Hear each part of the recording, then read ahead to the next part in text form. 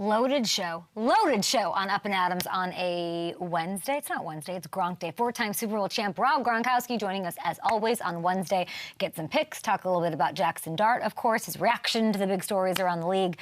We also have 15-year NFL vet Brian Hoyer, former Patriot vibe on the show today.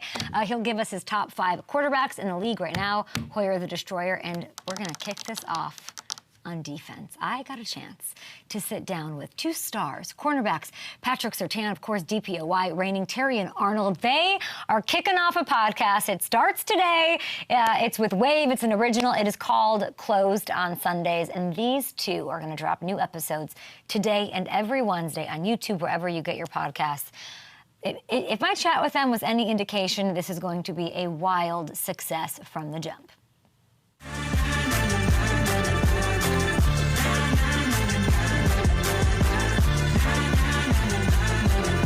Okay, first of all, congratulations, guys. I'm so excited to see both of you, Terrion Arnold, Pat Surtain, the stars of Closed on Sunday. What do we expect? I know new episodes Wednesdays on YouTube, everywhere you check them out. But Terrion, what can we expect since you're the one who tells me everything? You could just expect 2 guys who love football, who are showing y'all that it's more to life than football, as we'll have different guests and then just being able to break down the game schematically, but then even giving y'all a chance to see the outside of what we endure, and really just a chance to dive down and get a deeper grasp of, the life of playing DB, the life of being in the NFL, but also how exciting we are off the field. I know there's this bond in the DB room, and then there's really is this like other little society of the you guys and maybe a healthy Christian Gonzalez and maybe a Sauce, all of that, where y'all are just out there on an island. Can you guys tell me, and then I'm sure we'll hear all about it on Closed Down Sundays, like how special is that bond? I think it's a unique brotherhood that goes along the lines of playing DB. Like what Terrion said, we had to endure so much between the lines, X's and O's. We matched up on some of the best receivers in the NFL, like gifted athletes around the whole world. And to be able to handle that, that takes a lot. That takes the type of person and the type of unique person to do that as well, too. But I feel like DBs, we need to all come together and talk more. So I think this is a different perspective that fans want to see, because DBs, DBs usually chatter, we on our own island, but not many people know about us because either, we're making plays or people talking about us. But I think it's cool for me and Terrion to really hone in and talk about it even more. So you have a win. Y'all missed 4 tackles as a defense. You took it to Lamar Jackson, who's playing at the best at his position. When you're hearing all this chatter about penalties, and let's take me to that PI that was a little ticky-tacky. What are your thoughts? My thoughts are, would it be an offensive league? And kind of like, Pat already knows, like, just having, to earn your stripes, like, working your way up in the league. Like, a lot of times, when you go out there, and even talking to some of the officials, some of the stuff, us young DBs, we can't get away with the same things the vets get away Pat's with. not getting that call is what you're saying. In that situation, nah, Pat not getting that. But Pat is also, like, when we look at the different, like, aspects and break it down, like, Pat is bigger than me. So, like, in that situation, when, like, his arm is, like, extended and hit my face, it might be hitting Pat's chest. So, like, situations like that, I just feel like, being young. So we're talking about man here. Pat, like, do y'all root for it to go away? It's endangered. Y'all are very few group who still does it, who still like to do it. I don't know why. But do you secretly want man coverage to go away? No, not at all. No, never. Not at all. Why? And okay, well, tell me, why is it important for y'all? And is it important? Do y'all think about how you are carrying on something that really has changed more to zone and is evolving and might continue to evolve? How important is it to you guys to keep that alive? Go ahead, Pat. Yeah, I think it's very important. If you look at, like, all the corners in the league, if you was to ask any cornerback in the league, I think they would prefer to play man rather than zone. More times than none, because I don't know. I think it's just about the competitive nature, about going in and locking down a guy man on man, with no help, doing it on your own. You feel like, you that dude, it just brings that swagger and confidence out of you I feel the same way. Like, just it's something about going out there and when you know like all odds are stacked against you, and then on top of that, Facts. you doing it while facing it backwards. So like Yeah. being able to do that, and Mm-hmm. then I look at it kind of like in life too, because like even playing DB, like you could have something like on third down where you give up a play, but then the Mm-hmm. next third down come and then you make a play. Like the highs and the lows, the fans talking about you. Like one day you this, the next day you that. Like it's all that comes with it, and just being able to like kind of embrace that. Like yeah, you're playing on a team, but at the same time, the way that your teammates look at you, like the type of confidence that you have and that what you carry yourself with, like it trickles down. Because like even when you look at it, like a lot of teams that have great secondaries, they have great teams. I think it's important that you're saying that because I think this podcast is going to end up being more than a football podcast. That's what I really think. Because I think at your position, the way you both play the position, the level of resiliency it takes is insane. I'd like to hear y'all clap back at fans who want to talk to you about penalties, about whatever, about I can't wait to hear that. But Oh, I my also first think, thing I'm gonna say, you come do Yeah. it. Yeah, I mean, it's a yeah, reason. It's a reason why they watching the bleachers. You know what I mean? And we get paid to do this at the highest level. yeah. Pat, what'd you make of last night's performance? Watching Terrion in this huge win over the Ravens. Sure, I think it was a good performance. I think them boys like locked in towards the end. I mean, obviously playing Lamar, that's a tough task in general, especially for a defense. You know what I mean? You got a guy that can throw the ball, but is also dynamic with his feet. Mm-hmm. I think that creates so many holes against an opposing defense. But like I said, them boys only missed 4 tackles, had 7 sacks. I think, you know what I mean, you can't picture that up better than that, especially against a team like that within the Ravens. So I think they did a great job. How much vulnerability are we going to see out of you two on Closed on Sundays? Yeah, we're just going to explore hardships within the position. I really believe that we have the hardest position in football, minus You QB. might have the hardest position in I mean, I sports. know people talk about quarterback, but like physically, from that standpoint, like to lock in and shut down a guy playing and play out, that's a tough task. And not many people understand. You know what I mean? People will be in the stands, you know, they see you complete, you get a pass completed on you. The receiver makes a great play, a hell of a play, but you Right. still get criticized no matter what. You could play the coverage perfectly. A Yeah. receiver, though, can flick out his little freaking wrist and Yeah. make a grab, and everyone's like, "Look what Emeka just did to Sauce!" Like everything, Yeah. like y'all. What is that like to watch even another corner, Terry, and get got because it's like stacked against you, kind of. But the way Yeah. that I view it is kind of like perfect example. As a DB, if you see the running back shoot through a gap, free safety, the guy got any way he could go, he missed the tackle, then they looking like, man, the DB ain't made the tackle. Or if you looking at it like even the pass game, like if somebody don't get there, like, and you trust them to be here, you can't go out Mhm. there and say you ain't. Nah, on TV they just see, man, the free safety went in the post, or y'all ain't see we was sending a whole bunch of pressure, and then you got to sit back here and you covering, and you on the island. A guy got a 2-for-1, and when I just like watch ball around the league, that's why like when guys make plays, it kind of gets you ecstatic because you like, dude, that's a play, like that's a play. People don't Mhm. realize like if you go out there and let's say, man, you get targeted 8 times and you win 4 of those reps, or shoot, even if you really won 6 of those reps, but you held the guy under, like, Mhm. dude, that's a solid day. Like, one thing about it, those plays in the skybox, like, if you mess up on a play and you kind of think nobody don't see it, oh, best believe that offensive coordinator or whoever's Yeah, sitting in it's that coming box, back. oh, It's oh, it's coming coming back back. for Oh, it's sure. coming back. It's I. coming back. Like, Oh, it's different for DBs to have a podcast because as a DB, you made 3 bad plays, that's 21 points. As a receiver, 3 bad plays, what is fourth down? that's why I don't get why you guys wanted to do this. And why I'm excited that you're going to podcast about this and Nah, about we culture. different. We Yeah, different. you are different, and then you guys are like the different within the different, which I'm really You know, excited. it's not. It's just not about football though. You know, we're gonna Yes. tap into different avenues. You know, we're gonna talk about what's going on in the world. You know, different things. You know, music. I don't know what it is that we're gonna talk about, but trust me, it's gonna be fun. Kat, are you going to It's talk gonna about be your entertaining. Are we going to talk about our personal lives? What you said? Are we going to talk about personal lives? Like, are we going to get a look into the We personal lives of Tyrion and hey, Pat?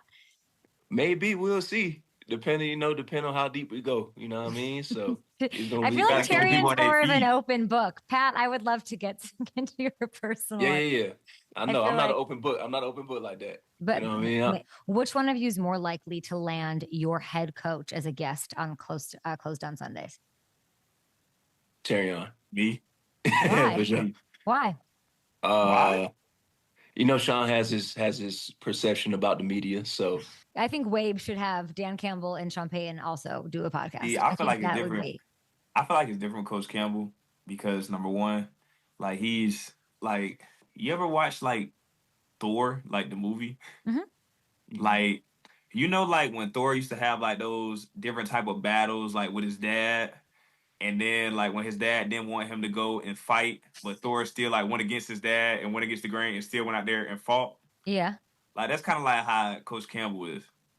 Like even like his pregame speeches, like it be hitting, like it be getting to my heart. Like Mm. I'd be like, dang, coach, like, boy, I really go out here and run through a wall for you.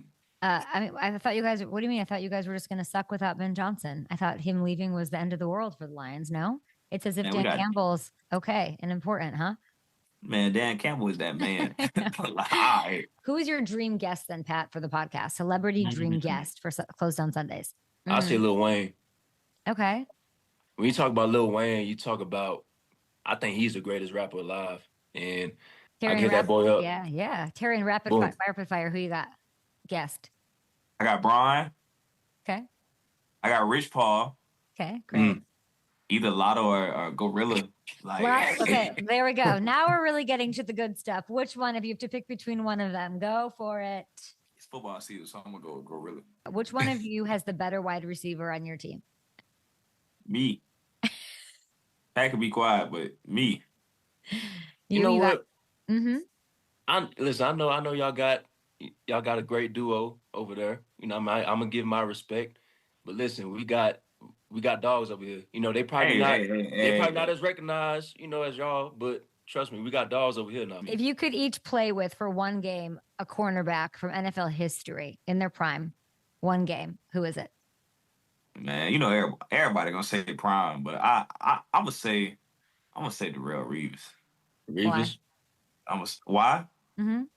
Like our games are similar, and just like our build, Physical. and I just really feel like the mentality that like he had going in, like he's somebody like you could feed off of.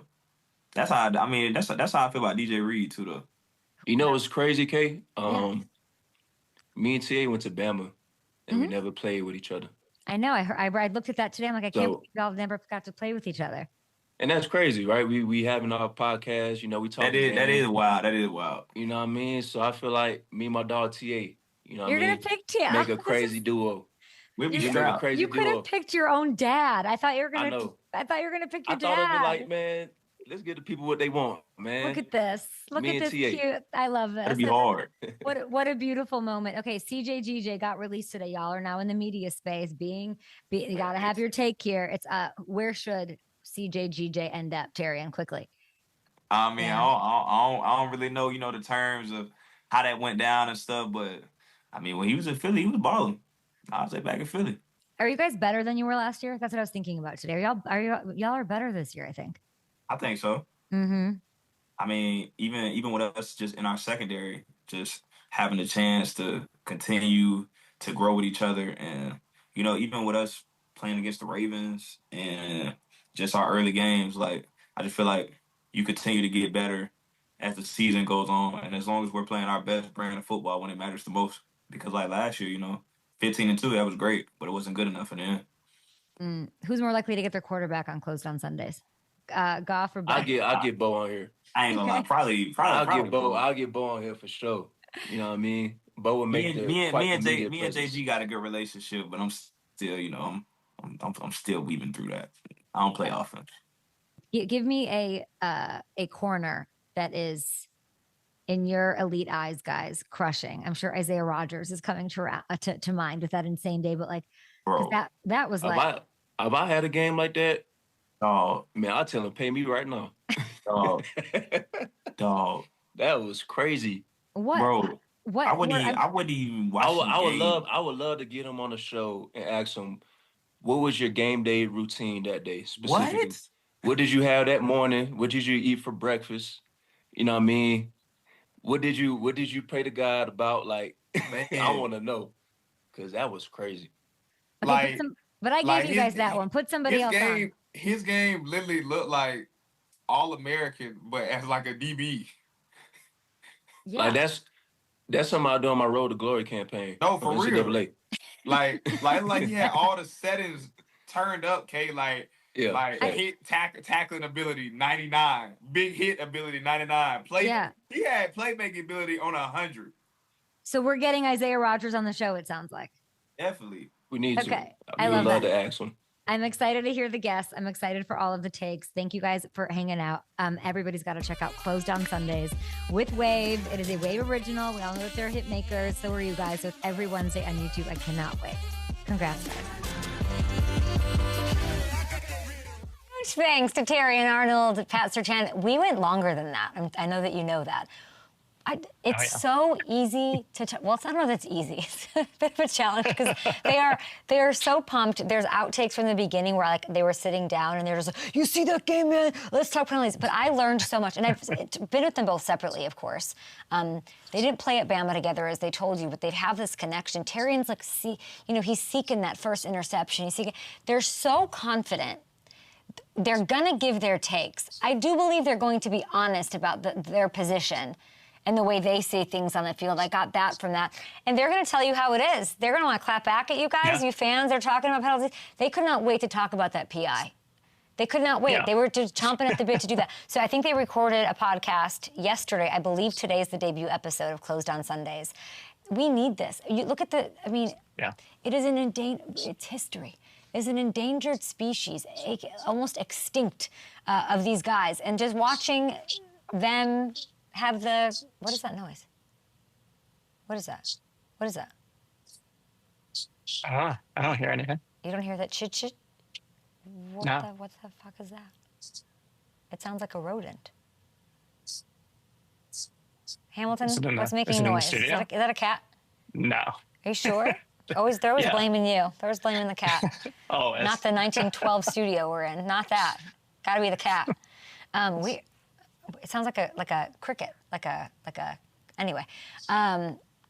It's great. I think we have more to share, so make sure you guys subscribe to their YouTube, subscribe to our YouTube for more on that. I will not be able to do the show if that sound continues.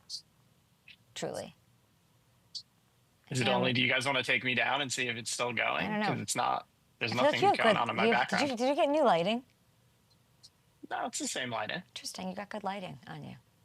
Nice.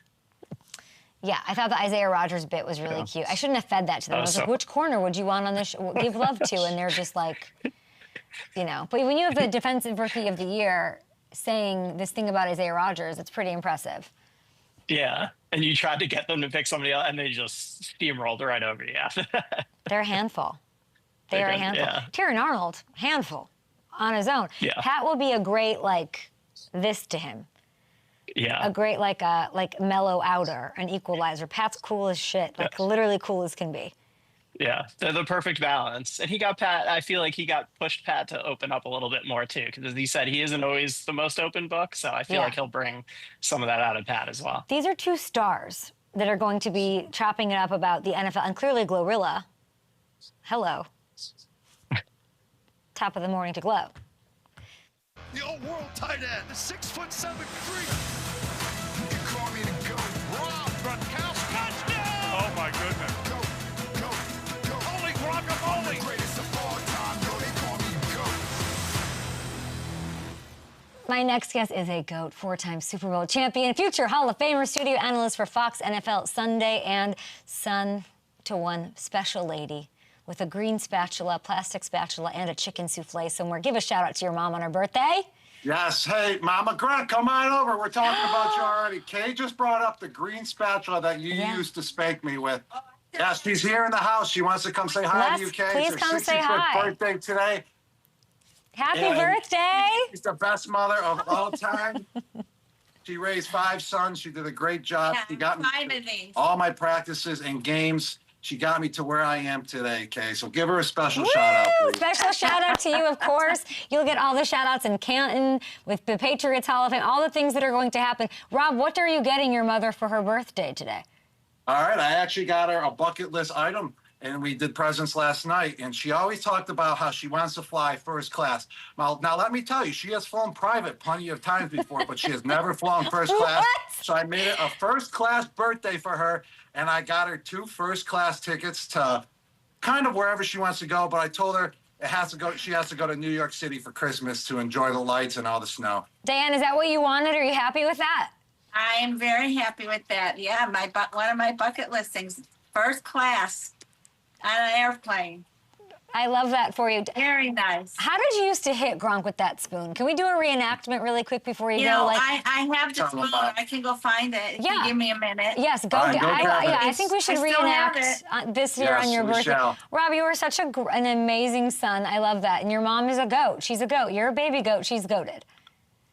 Yes, she really is. I mean, to raise 5 boys and to be able to manage us 5, I mean, we were all maniacs. And we all played literally 5 different sports at a time. So she was dropping me off at practice, bringing my other brother to a game, then coming back, picking me up practice, and we were going to my brother's game.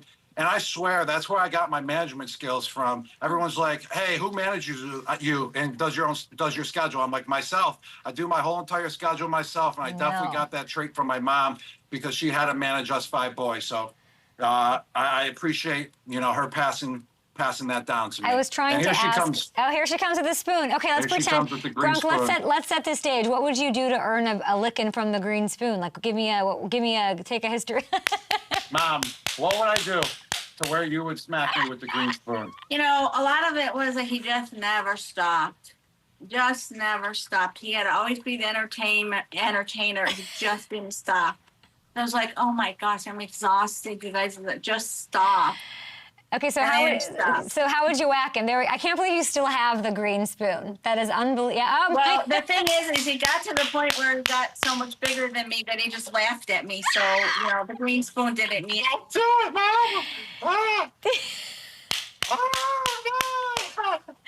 Oh my God. It's actually hilarious. When Gronk first told me this story, it was as if the spoon was larger than life. And look how tiny. It looks like a toothbrush. It's just, it was big at the time, but, as they grew, they just laughed at me. When I tried to spank them. Well, Mom, that's why I couldn't feel the hits in the NFL, because my mom got me ready. Him. What all the Charlie horses my brother gave me, all the green spoon hits my mom gave me, that's why every defender, when they went after my legs, they bounced right off of me. And you laughed at them. And I laughed at them in the field. You talk to Julian, he goes, Gronk's the only player that catches the ball and laughs on the field while he's running with it. Well, that's because my mom got me ready. It's because of you.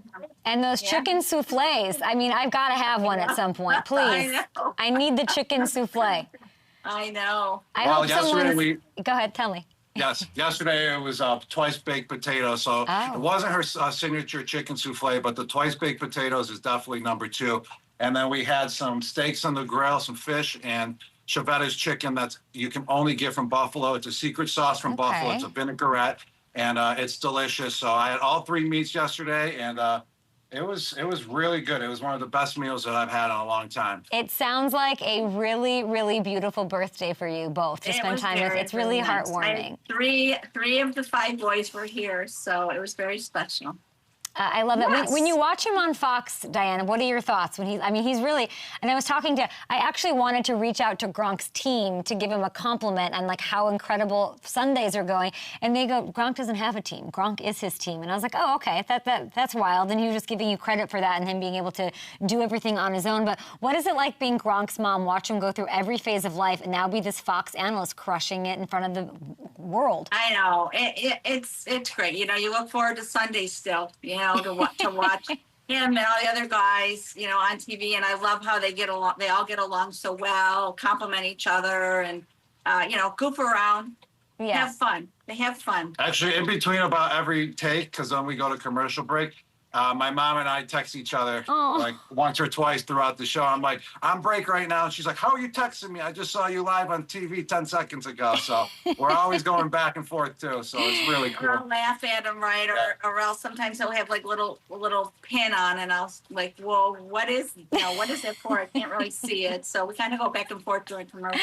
I love that we know what the behind the scenes of that. I love that you have that spatula. Gronk, can you confirm or deny that when you are giving your Hall of Fame speech in Canton, you might whip out the spatula? Just saying. Yes, I gotta confirm it. I cannot deny that. Okay. The green spoon, the green spatula has been with me my whole entire life. So I'm gonna have to bring it there. It was missing for a little while. One of them I realized hid it in the basement in a box, but when we moved, I found it.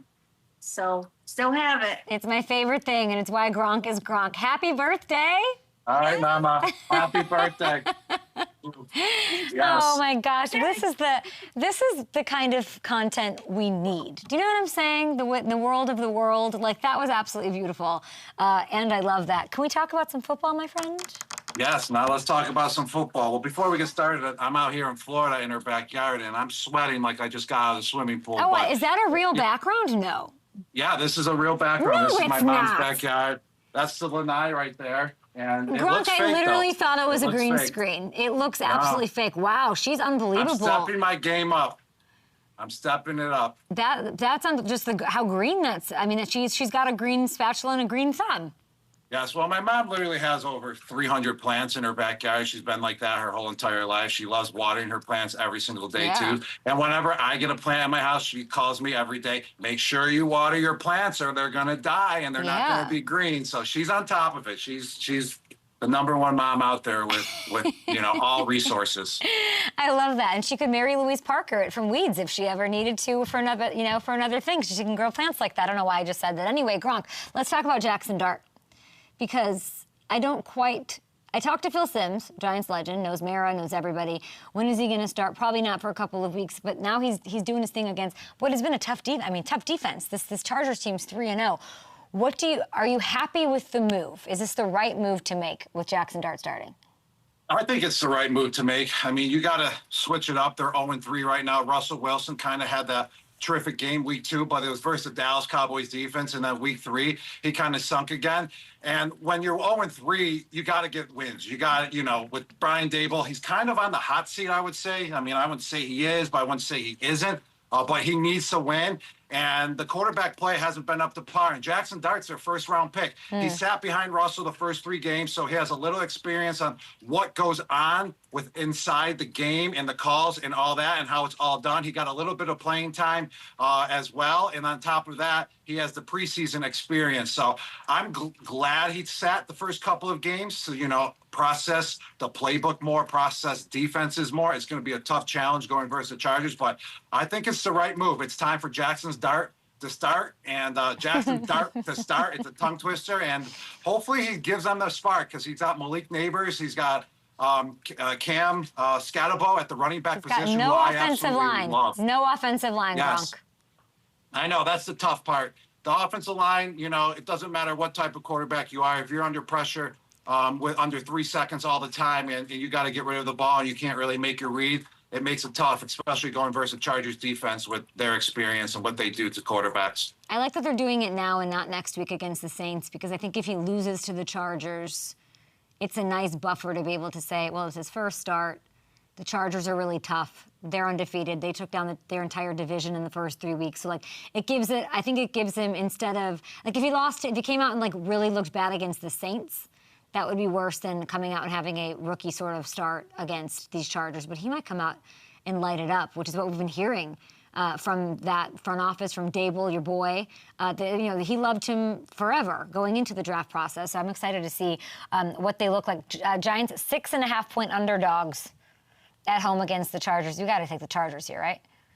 Yeah, you definitely got to take the Chargers, and you might got to take the Chargers win by even more than 6.5 points. I'm just hoping that Jackson Dart does go out firing, and I do want to see Coach Daboll. My brother Glenn is here, actually, and he played with me for a year, and Coach Daboll was our coach, and Glenn was on the practice squad, and we won the Super Bowl in Atlanta, and he absolutely loves Daboll, too, and we talked about it right before I came on your show, Kay, just now, and we were like, well, hopefully Dable does somehow pull it off and Jackson Dart does come through for him because we want to see Dable succeed. We love his energy. We love what he brings to the table. We love his knowledge of the game, and we love how he coaches the game of football as well. So it's going to be very, very tough, but at least it's home as well. That makes it easier for Jackson Dart. Yeah. And I'm going to be rooting for the Giants, but the Chargers, I think, are just too good. Knowing Dable how you know him, you know, a lot of people would say it's a bad look on him that Saquon went and thrived, although offensive, all that, you know, like you have to coach what you're dealt with.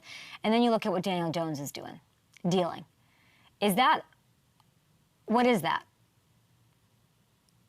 I mean, it is, it depends on how you look at it. You know, it really is depends on how you look at it because they weren't thriving like that in New York. I think Saquon should have definitely stayed. He was thriving in New York, but Dable doesn't, you know, really make the calls. That's up to the GM on that, you know, aspect of the field with Saquon Barkley. But with Daniel Jones, as a coach, you got to get him prepared and you got to put him in the right situations.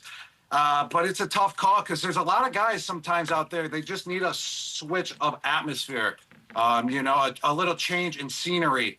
You see that with Tyquan Thornton from the Patriots. I mean, no one thought he was ever going to play the game of football again when he left the Patriots, and now he's dominating on the Kansas City Chiefs. I wouldn't say dominating, but he's definitely making a big impact for the Chiefs. Maybe just the situation, the schemes with how those quarterbacks play and how Saquon plays and other guys that were on the Giants that left. So it's not on Dable.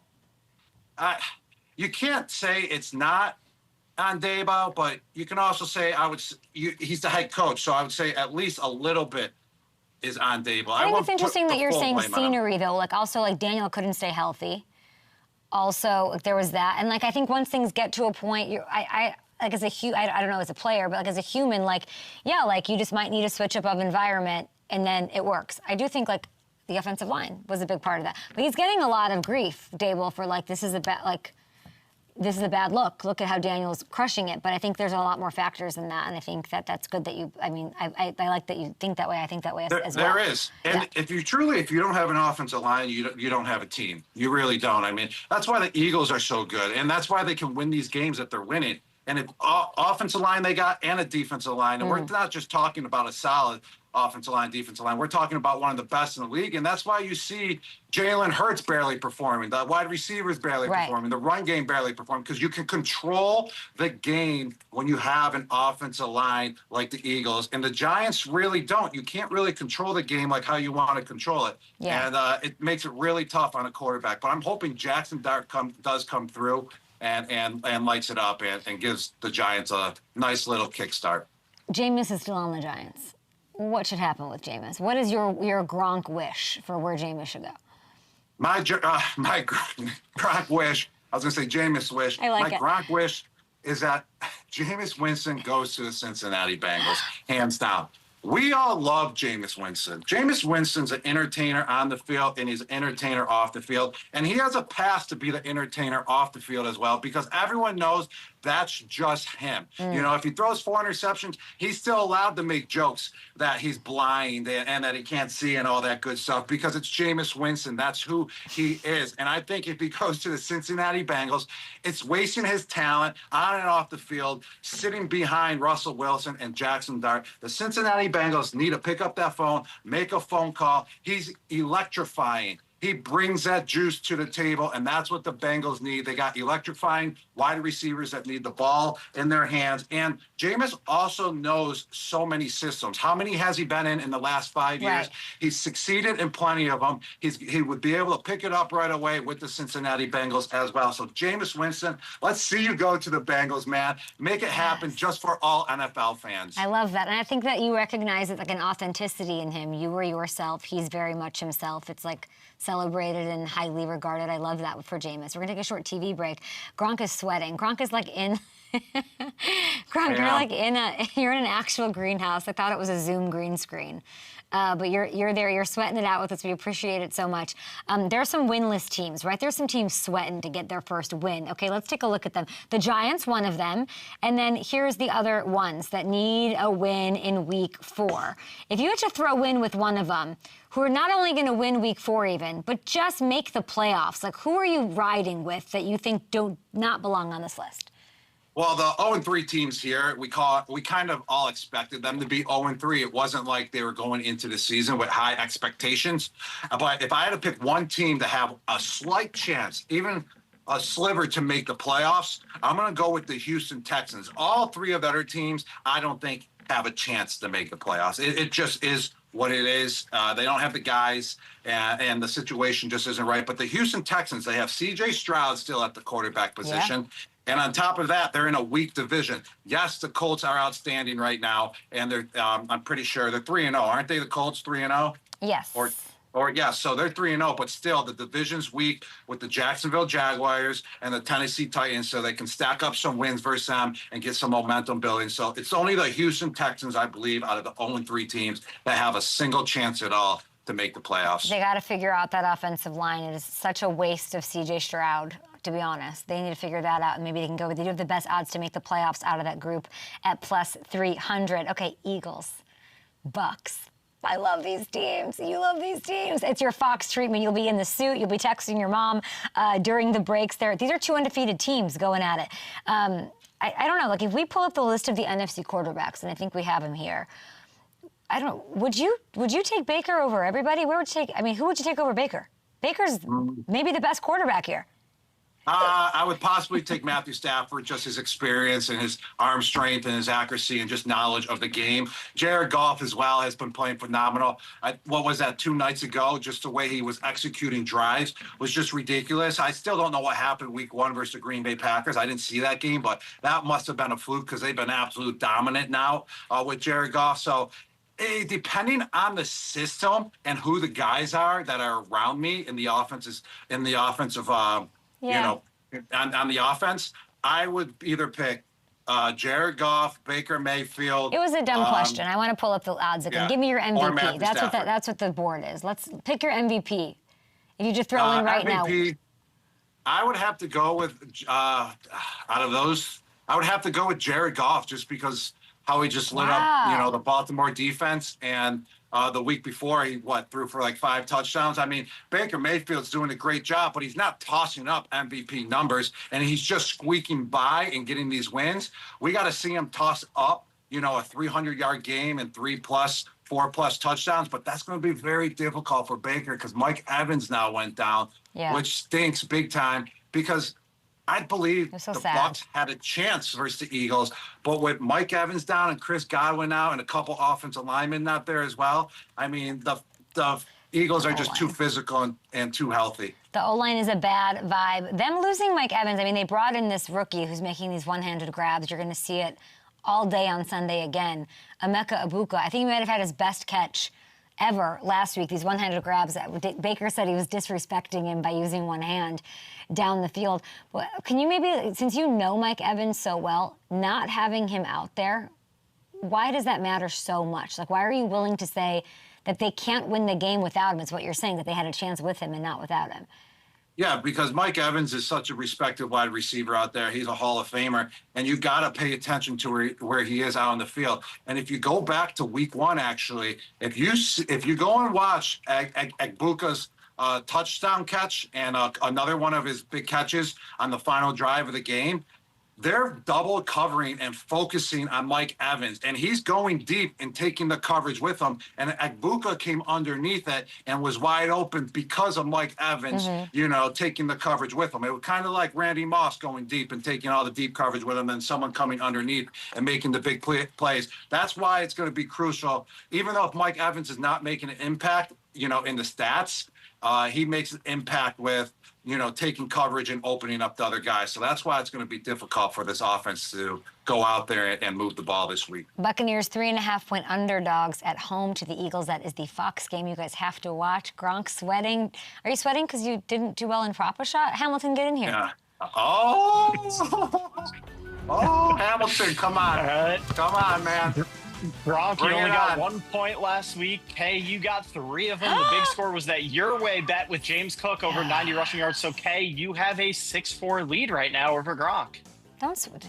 You okay there, Gronk? Yeah, but you know something? I was winning week 1. I saw the Kay really couldn't handle it. It was making her flustered, and she couldn't really produce on the show and really talk well because she wanted to, you know, she was butthurt. So, you know, I let her take the lead again. I think your butt hurts because you just got spanked by your mom on national television. I think it's your butt that's hurting, my friend. How's your butt feeling? There we go. You got me there. All right. You got me there. Go ahead, Ham. All right, you guys know how this game works. I'll tee you up on 3 props for tomorrow night's game against the Seahawks and Cardinals. You can each adjust one line using your way. If you choose. Doing this shit again? No. Oh, yes, I'm we over are. it. And if you move it up, it's worth an extra point. So let's get into it. Gronk, Kyler Murray's line for combined rushing and passing yards is 243.5. You going over, under, or using your way? I really like the Seattle Seahawks. They're coming together as a team, as one unit. So I'm going to go under. They're going to stop Kyler Murray. I am not using your way here. And he's going to go for a combined under 243.5 yards. Good. All right, Kay, your turn. Sam Darnold's been off to a hot start in Seattle. Does he go over or under 217.5 passing yards? I do like the Cardinals' defense, but they're giving up yards. I'm going to go over. They've given up 300 yards a game through the air the last 2 weeks. So Sam, he's been cooking. Nobody's paying attention to JSN, who's crushing. He's like a top 3 receiver right now, so I'm going to hit the over. And speaking of JSN, yeah, he's second in the league in receiving yards right now. Gronk, his line is 84.5 receiving yards tomorrow night. You going over? It feels like a sauna. I went for actually a 40-minute walk before the show, and it's 90 degrees, and the humidity is 90% and high. And Kay, I really don't know how I played on the Tampa Bay Buccaneers for 2 years. I don't know. I couldn't even walk for 40 minutes without suffering. And I'm like, how did I play with shoulder pads, helmet on, and all that good stuff? I think it must have had something to do with millions of dollars. Hey, but yeah, it probably did have something to do with that. Shh, don't tell anyone. But I'm not even going to use it your way this week. I didn't do well last week when I used it. I'm just going to, and Jackson Smith, the Jigba, is absolute dominant, over 300 yards in 3 games, went over 100 yards in 2 of the 3 games. I'm just going to go, he's just a straight up over 84.5 yards for Jackson Smith. All right, okay. Marvin Harrison Jr. has been a big topic of discussion this week. His line for receiving yards, 44.5. You going over or under? So here's the dilemma. I'm not yet convinced that I like the your way.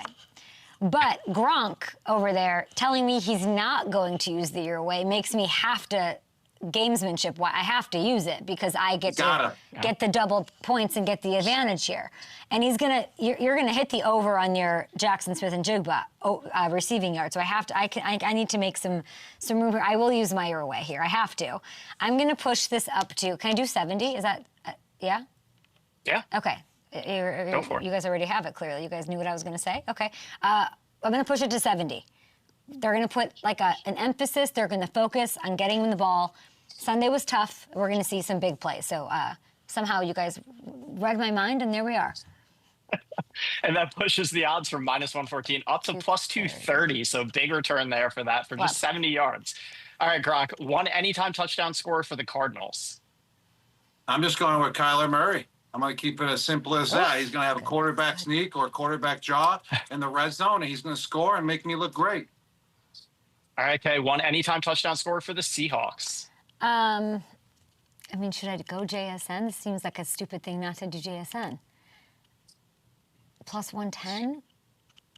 I'm going to go JSN. That's what I want to do. I want to do JSN. He's getting all the yards, all the catches. I think he's a good anytime touchdown scorer.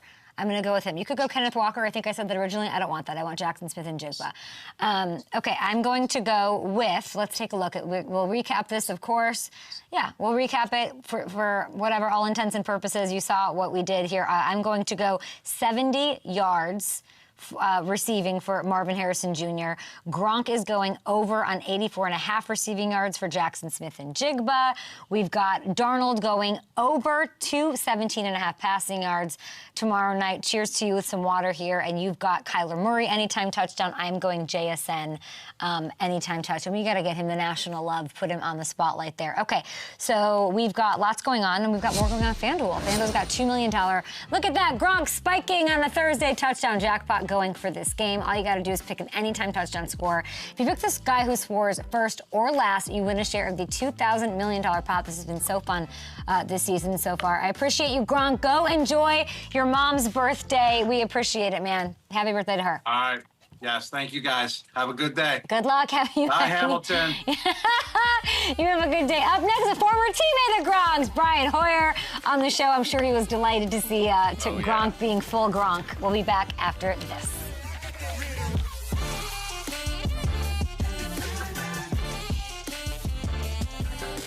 I don't know if Gronk got a bigger beating from his mom with that spatula. I don't want to do that your way. It's too much to think about for me. You don't want to do it your way? No. Okay. Don't hit me with those your ways. Absolutely not.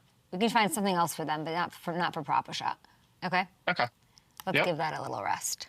I like it. It's just I need to it's like too many options. I know people like options. I got to be it's got to be slowed down for me a little bit. Okay. You love it, huh? Yeah, I like being able to customize. Yeah, I'm like, don't give me the option because then I'll overthink it 90 times. I mean, you crushed it with it last week. James You know Kenneth Walker's going to score, but I don't like that. I wanted JSN. Yeah. We both, I already know the incoming text I'm going to get from you when Kenneth walks it in. Scored 3 touchdowns in the last 2 games. I know. Don't worry. I read the note. I saw it. No, I can't do it. Yeah. It always balances out too. JSN only has 1 so far this year, so he'll probably find the end zone. The Cardinals secondary is a little banged up. Yeah. Can't go wrong with either. Yeah. How about Gronk getting spanked on the show today? That was not something I expected to see. No, it doesn't even hit me as strange. I'm like, Gronk's like, yeah, of course. Great. So it's fun. So they did have me log off to check my audio to make sure there wasn't a problem. So I logged off. Everything was a normal conversation. I logged back in just to see him, squealing and No, maybe it was the squealing in those cat 10 that's seconds. in your shot here. Yeah. What a wild time. Okay, we have a good amount of time with Brian. I'm excited about this. Yeah. Axel, Edward, Howard, Jimmy, Bob, Patrick, right? Axel, Edward, is that right? Yeah. I love that. Prefer Hoyer the Destroyer. But yeah. Gosh, those were the good days of the NFL. Hoyer the Destroyer days. Did you see in that Terrion when they were talking about Thor? Did we leave that in there? Yeah. I was like, what's happening here? He fights his dad. I don't know where he was going. Quite where he was going. Pick is his but corner? I enjoyed it. Terrion. Oh yeah. He said he wishes he got the chance to play with him. Yeah. I don't even know what that was. Clutch drive by Brian Hoyer. Hoyer to the end zone, wide open, touchdown!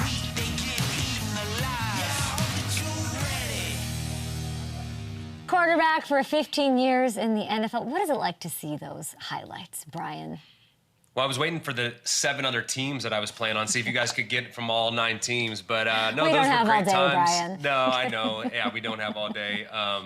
Yeah, those were special times. I mean, Cleveland, playing for your hometown team is always special. And now I'm still here living in New England. I feel like I'm a Patriot for life. They take great care of me. And getting to watch a new regime here and Drake May. And, man, I just love football. And so thanks for having me on to talk about it a little bit. Axel Edward, why don't you go by that? Why? It's my dad's name, and my mom was like, we can call him that on his birth certificate, but I'm calling him Brian. So I've always been Brian from the day I was born. It is a pretty sweet name, though. So if I could go back in time, maybe I would have switched it. I knew you in New England, loved you in New England. We just had Gronk on. We didn't get to hit and talk about Drake May. It's year 2 for him, right? He's a sophomore quarterback. There have been some sophomore things, some rookie things, like he's gone through it or whatever. There's been a lot of change, of course. But we're seeing good stuff. Like, we're taking steps in the right direction. Some turnover, sure, whatever. From your eyes, what are you seeing? What's like the single specific improvement that you've seen from year 1 to year 2? Yeah, I think especially starting in week 2 against Miami, he just looks so comfortable out there in charge. And I think having Josh McDaniels, a guy that I'm pretty familiar with, having him out there to coach him through some of these things, you've seen the improvement. I mean, he's in the top 10 in basically every passing category right now. And as you see right there, still running the ball in as well. So he has a lot of talent. And I think each and every week you see him make those improvements. He feels more and more comfortable running that offense. And the one thing that I noticed actually being here in training camp was just the level of competency he was running this scheme. He's getting up there, he's changing protection, he's alerting plays. He didn't have to do a lot of that last year. And I think now he's realizing it's my job to put the offense in the best play, and you see him doing it. Even that touchdown right there to Pop Douglas you showed, it was all out blitz. He knew exactly where to go, made sure that he had the right protection, and delivered a dime. Pat's 5.5-point faves at home against the Panthers. Both teams 1 and 2. Who wins and why? I think the Patriots win. Look, I mean, the reality is when you turn the ball over 5 times like they did against the Steelers last week, you're not going to win the game. But it was close at the end. I think if they just pick that up of protecting the football, they should win these games. The defense played really well last week. And other than the turnovers, the offense was moving the ball up and down the field. And 2 of those turnovers came within the 2-yard line. So that's taking points off the board. I think they improve. Vrabel's not going to stand for it. He's already talked about it. I think they make those adjustments and they win. We've got Jackson Dart making his start week 4 this week against the Chargers. Tough defense. Why isn't Russell Wilson the answer? Why, when I'm watching this game, am I like, what's happening out there with this Super Bowl champion quarterback? What happened? Or was it like this all along and I'm not smart enough to have seen it? Like, what's the deal? No, I think, look, it's tough to go from place to place, system to system. And ultimately, the thing when I've watched the Giants this year, it's been tough to protect Russell back there. And look, Russell's not the tallest of quarterbacks. So there's times where you see him and he's trying to navigate his way around because there's pressure in the middle of the pocket and try to see things. And so sometimes, look, I saw it with Aaron Rodgers the other day at this Patriots game. I was there and he got some pressure up in his face and he goes to throw an in-cut. He doesn't even see Robert Spillane because even Aaron can't see over those guys when they get that close to you. So I've been there before. You're looking at the coverage. You're like, man, I think this should be open. We're throwing to an open spot. Man, I didn't see the linebacker there. So I think with Russell, I mean, there's just the Giants need to get in a rhythm where they're running the ball, they're play actioning to get him comfortable, and they just haven't been able to do that. That's great insight. And I'm 5 feet tall, so look, I could very much commiserate with that. I don't think people understand how many times as an NFL quarterback, I don't care how tall you are, there's people moving around. So you're going off of what the coverage was, where the safeties are, where players are supposed to be. And you might see the top of your receiver's helmet and you're thrown to a spot. And so sometimes, people are like, well, how could he not see that guy? Well, there's 3 6'5" dudes in front of him blocking. So it's part of the game. I mean, from like an ignorant place, I want to say he used to see them. Like we've seen him thrive. I mean, so like what? I still like he didn't get shorter. What happened? He didn't get shorter. I think there's also part of the rhythm and the comfortability, and I just don't think you've seen that. I mean, a little bit when they were able to get the offense going against Dallas, and I thought the Giants actually protected really well in that game, and so he was able to have time, and no one throws a deep ball better than Russell, and he was able to get some of those deep shots, but going back to last week, he wasn't able to do it. And so when you get out of balance and you're not able to do it, sometimes you have that uncomfortability back there. I mean, are we somehow, some way underrating the impact and importance of Marshawn Lynch? Because some would say he had Marshawn to lean on. Like, is there a world where it's like, man, we didn't, like he was that important? Yeah, 100%. And any quarterback who says that, they don't, the running game isn't important, they're lying to you, because the reality is when you have a steady running game, you're able to play on your terms. And you don't want to, for Russell Wilson, you don't want to be dropping back and drop back protections and passing the ball 40 times a game. You want to be balanced. You want to run the football. You want to have some play action, some quick games, get them out on the move. And they just haven't been able to do that. When you get behind and you're having to throw the football all the time, it's just not in the rhythm that he's probably played his best football at. I feel like he has a lot of deep shots. Like he thrived on the outside. And so I don't know if when he had success, where he had success, he had to do the calculus in the middle of the field as much. Like he wasn't like having to decipher what was going on. That's from my fan vantage point, sort of maybe what I'm seeing. And then I don't know where he's going to thrive or what's going to happen. It's sort of crazy. Yeah, it's tough. I mean, for a guy who was such a great player and for, like as you mentioned, won a Super Bowl. Successful player. Yeah, successful player, and I don't think that he's not successful anymore. I still look at him. He's a really good player. It's just sometimes, and we've talked about this. I do a little radio with SiriusXM with Solomon Wilcox. We just talk about, a little plug there. We just talk about, the quarterback being in the right situation and the right timing and the right people around him. And look, Russell was trying to find a spot to land and continue his career. I think he will still continue to play. It's just unfortunate that the pieces, I think, around him aren't there. I mean, how much better would it be if they still had Saquon Barkley? Look what he was able to do to the Eagles team. So, you got to be able to do that. And now you're going to put Jackson Dart in that role and hope that he has a little rookie magic. He's maybe a little bit more mobile. He can move around. Maybe you have some zone reads, things like that, and try to maybe overcome some of the deficiencies in the offense. I think they got to be excited about him pairing with Malik Neighbors and Scatterby. Sure. I mean, you got three young pieces right there. Scatterby last week's bouncing off people like he did in college, even though their offensive line is a tragedy, and hopefully they fix it. We asked you to do some homework. You, as the consummate pro that you are, you turned it in early. You're an unbelievable guy. We asked you to, what did we ask you? The top 5 quarterbacks right now? Right now, right? That's what we're saying. We're saying after 3 weeks, Okay, take me through them. Well, Josh Allen, MVP, still playing at a high level. Lamar, his passing gets better each and every week. Jared Goff, even without Ben Johnson, on fire. Justin Herbert, this is what I expected him always to be. And Baker, Baker's playing lights out, 3 comeback wins. Why Goff over Justin if we're doing this right now? I think it's because I know Goff is getting to a point where it's more expected. I think Herbert just got to continue to prove it. And then Baker at 5. I get to talk to Emeka Egbuka this weekend. I'm so excited. I love him. He's a stud. I know, it's like he's a dream. He's an absolute dream. So, and by the way, like Mahomes is watching Emeka Egbuka catches and being like, I would like to have that. What is it about? Like, can Baker take this team all the way, Brian?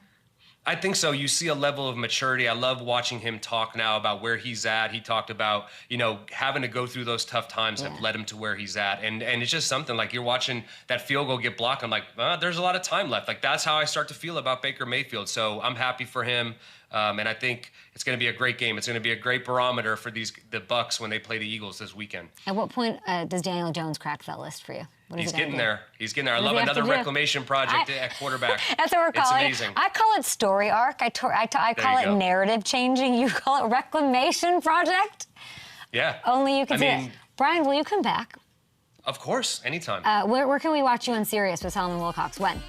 Thursdays at 7 a.m. and Quick Snap podcast with David Andrews. Okay, we're going to get that all out there. David Andrews, I love it. All right, thanks, Brian. Thank you. Axel.